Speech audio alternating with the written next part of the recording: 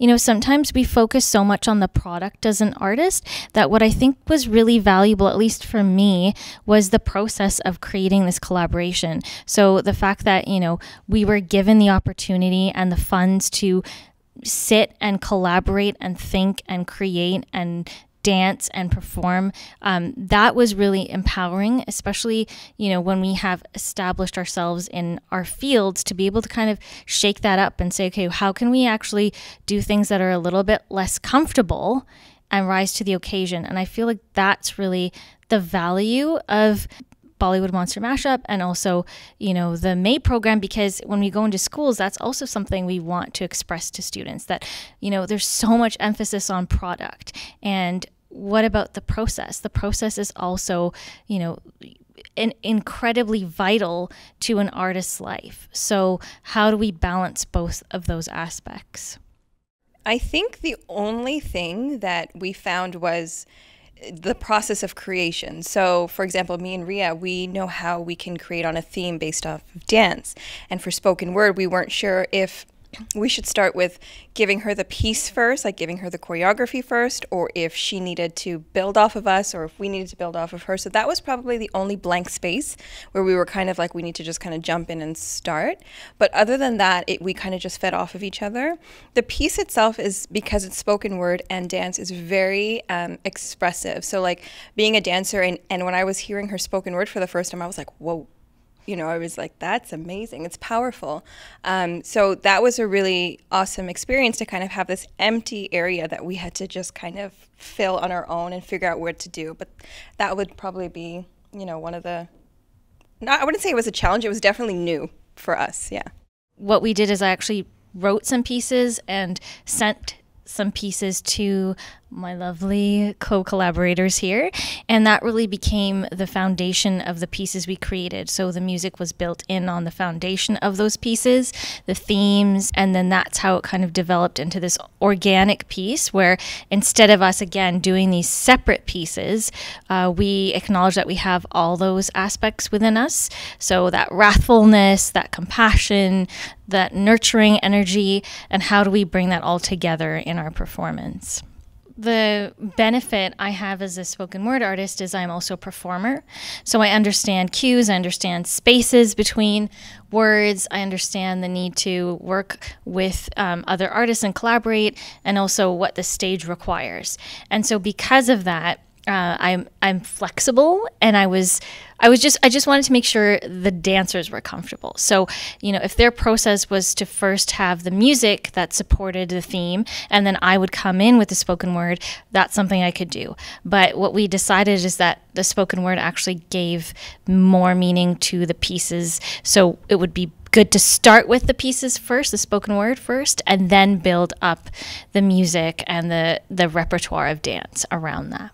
I think it was just really cool and eye-opening to see how different artists kind of work backwards for their creation process. We really want to celebrate each other, and I think the pieces that she created just did such a wonderful job of showing these aspects are on all of us, and it just empowered us to embody all of that in our dance, and you know, just in how Sheniz stands when she is speaking. She's so captivating, and it was, you know, you are and it was just inspiring to take that and put that in all of us when we're dancing as well. For most dancers, at least when you're choreographing, you work with the music first, and the music kind of inspires you. So it was interesting kind of to see how Sheniz works for her pieces and how we can kind of tie all of our processes together.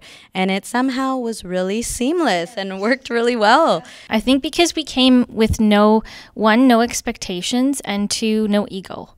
Like, it's not like we all had separate ideas and we really wanted to interject those ideas. It was more like, let's see where this goes organically, and give each other the space and also the freedom to share what we feel needs to be shared. And as a writer, so much of the work is isolated, and you can feel isolated from community. And you can also have misconceptions about other, you know, South Asian artists, specifically women. Like, there's always a sense of like, oh, you know, competition, or maybe them not wanting to work with you, or all these ideas that have just kind of been projected onto us.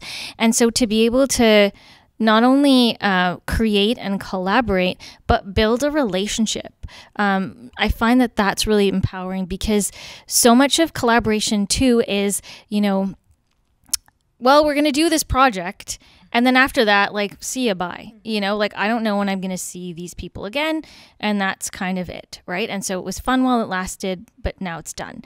And so the challenge is really, how do we, you know, foster creative relationships, and build community through all these collaborations, as opposed to just doing kind of this one-off thing and then that's it. So I think, like, even just being able to film this was, again, another way for us to build that relationship, to say, oh, we get to see each other again. This is great, because we miss each other, right? We've had like this journey together, and then all of a sudden we're not together. So I think that's really valuable for me, to know that I have a relationship that's not purely creative with these lovely women. Speaking more to the technical aspect of it, it's really good that not only did we get a chance to perform at the festival, but also film it, because I think the depth in which we went when we were creating it, I think having both of those platforms really allowed us to express ourselves within the piece. And then being able to kind of be in an intimate setting where you can kind of be within yourself and express that piece is also wonderful. So to have those two experiences really kind of allowed you to feel full about the work that you made, and that it goes to where it's supposed to go. So that, I think that's been really nice to have both of those. Film is a little bit more scary to me. Like, dancing in front of thousands of people on a stage is way easier. And I don't know if it's just like, because they're not right in your face. I'm kind of like in my own world. And I don't know if you guys feel like this too, but whenever I'm on stage, adrenaline just kicks in, and you're not even thinking about who's out there. You're thinking about yourself and what you've done, and your body just kind of takes over. And for me, that feeling is super amazing and powerful. But yeah, the Bollywood Monster Mash is like an interesting place, right? Because it's not a theater where people have chosen your show and are sitting down to watch you and can't get up and leave. You know, they can kind of choose to watch it or not watch it. And I think as an artist, that's great. It's such a great challenge to be like, all right, I'm going to reel you in with this performance. You are going to sit there and eat your popcorn while you watch it. You know, so I think that's great. Like, I love what we're saying, the two contrasts of both with the same piece. It's such a different feeling for both. I don't know if there's ever a time where artists feel 100% secure in their expression. It's not necessarily a decision, but a requirement. I feel like it's something that you don't even think about. It's just, you have to do it. And when you commit to doing it, that means you're being vulnerable. And it doesn't necessarily mean you're confident, but that vulnerability can give you confidence. So really for me, it was just, you know, I think the only thing with words is that I really do believe that they're a responsibility. And so even in editing some of these pieces for performance, I'd written some of them like a little while ago, and I wanted to make sure they were inclusive, and some of the language was ableist, and so I removed some of that. And I just wanted to make sure that everyone could experience this piece without kind of feeling triggered. So that's a fine balance too, because how do you balance expression and being, you know, genuine and honest with your expression, but at the same time knowing that you're responsible for people's triggers as well, especially with something like words. The best advice possible when it comes to the arts is just kind of normalizing it. Don't isolate the arts as something that's not achievable. Any career you want to do, any path you want to take requires hard work.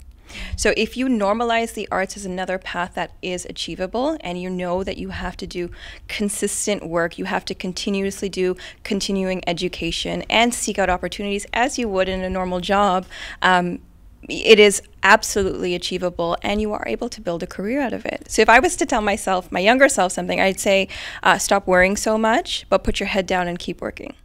Kind of similar to Reshmi, like, I think if this is something that you really want and you want to be in the arts and it's kind of pulling at you like it was for me, you have to make that jump. You have to just kind of decide, because if you're doing a few things or you're doing a bunch of things, you can't commit to each of those things fully. It's just not humanly possible, you know? So you kind of have to pick one lane and then go at that 100%, but it's going to take work. You know, I feel like every time we meet up, the three of us still have like 3 or 4 things that are going to happen after. You know, we'll be like, so how's your day? I have this sliver of hour that I can get lunch, but then I have to be back in Markham to teach this. Then I have to be here. And like, we're all doing a bunch of things every day, but that's the life of an artist. You know, you make it work, but you're going to have to work hard at it. Just know that you have something to offer. And everybody has something different to offer. You know, it's easy, I think, especially now in this world of social media and Instagram, to go scrolling through people's profiles and be like, wow, I suck at dancing, you know, because you're looking at what everyone else has to offer. But know that you have something to contribute, and it's just different. It's not better or worse, it's just different. Now is the time to make mistakes and experiment. And I think that's something that, you know, especially when there's a lot of pressure on us to be successful, because we have all these pressures of, well, you're choosing, you know, an unconventional path. So the pressure to be successful in that unconventional path is almost crushing. So I think I would tell my younger self or younger writers, just experiment. You have time, you know, sink into your process, and also seek out community. You don't have to do it alone. You don't have to be everything to yourself. You can find allies and you can find mentors that can help you through this process. Know that there's so many lanes to choose within each art. For me, when I was a kid, people would be like, so are you going to be a dancer? Are you going to open a studio when you're older? And I was like, I can't do that. I don't have the skills to be in a music video and be like with Janet Jackson. And also, that's just not me. I don't want to do that. And that's okay, because there's so many other venues in dance, and you just have to find what yours is. And yeah, I think that was the biggest thing that I learned being in this career now, that you can kind of pick what lane you want in that. And it doesn't just mean you're just dancing. You could be choreographing, you could be teaching, you could open a studio, you could do all that admin side of dance. You know, there's so many different things that you can do. And I think it's really important that people who are established artists pass it forward. So, you know, I always come back to this quote by Mark Gonzalez, which is, we are ancestors in training. So what does that actually mean? What does it mean to be an ancestor in training? It means that you are who you needed when you were younger, right? So that's another quote. I just like put them together. But I feel like those are two really important aspects of artistic practice that are overlooked. It's like, I'm focused on myself, I'm focused on getting to a place where I need to get to, but who are you bringing up? Who are you bringing up with you? So I really encourage established artists, artists that have been given, you know, opportunities and who have privilege, to think about who they're bringing up with them. Thanks for watching Triple Goddess. If you're trying to see more, subscribe to the channel down below. Thanks so much.